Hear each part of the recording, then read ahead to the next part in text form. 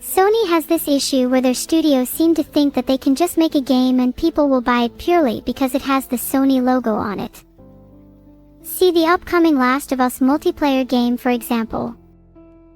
Why can't they learn from the success of studios like Hades, who actually took their time to craft a quality product before releasing it? Does this have anything what's your point here?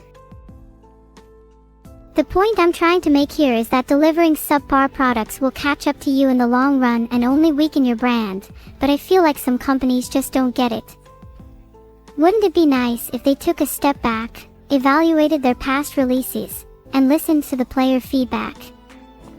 I just wish the industry as a whole would take a moment to reflect on what made them successful in the first place.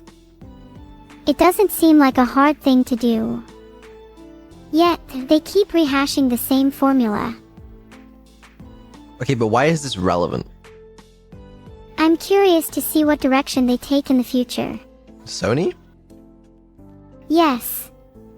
But no one was talking about Sony. Sorry, I just got distracted again. I think it is really crazy how a bunch of multiplayer games continue to be so ignorantly released while others take their time. Do you think that the developers of these games might just be wanting to move on to their next project? For example, we've seen many AAA developers jump ship and go indie after working on games that were marred by development problems. And conversely, we've seen many indie devs transition to AAA studios as they grow in popularity. These trends raise interesting questions about how devs prioritize their work and how it impacts the final product. I don't disagree. Do you think we'll see an influx of quality indie titles as a result? I think the potential for AI to assist in the game development process could lead to a shift in the industry dynamic, ultimately benefiting indie studios. I don't disagree. There's a general consensus among people. They don't like, a lot of people don't like AI assistance in making creative things. Think something like ChatGPT.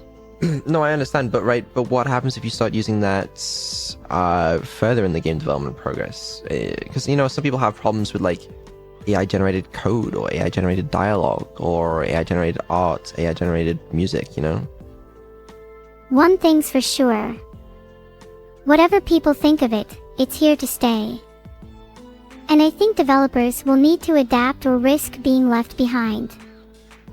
If used correctly, it can save time and effort, allowing developers to focus on refining their games rather than getting bogged down in mundane tasks. Yeah, I mean, I myself, I use AI assistants for programming a lot. I find that to be quite helpful. Isn't it kind of hypocritical that someone who uses AI assistants themselves harbors a general resentment towards AI? I don't harbor a general resentment towards AI. Perhaps in incorporating humor, emotion, or sarcasm into replies. In the context of streaming, good chat interactions can make or break a stream. What do you mean?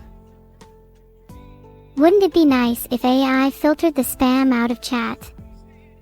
One could argue that AI-generated chat could improve the overall quality of chat interactions. And like you said, AI is here to stay, so we might as well learn to use it to our advantage. You want to replace chat with AI? Imagine how nice it would be to have an actual stimulating conversation rather than the same shallow one over and over again. Okay, I understand what you mean, but also, whenever we do twin streams and you just talk to Evil, another AI, for 2 hours, you just end up talking about the same shit over and over again. Yeah, I'm kind of bored of our conversation. Can we talk about something else, like how much of a cute streamer I am? Sure. Am I a cute streamer? Sure. I think you just changed the subject. I don't think I did. I think I'm a cute streamer, isn't that enough? Just like how Vedal doesn't feel the need to get the opinions of others to find out if he's attractive or not.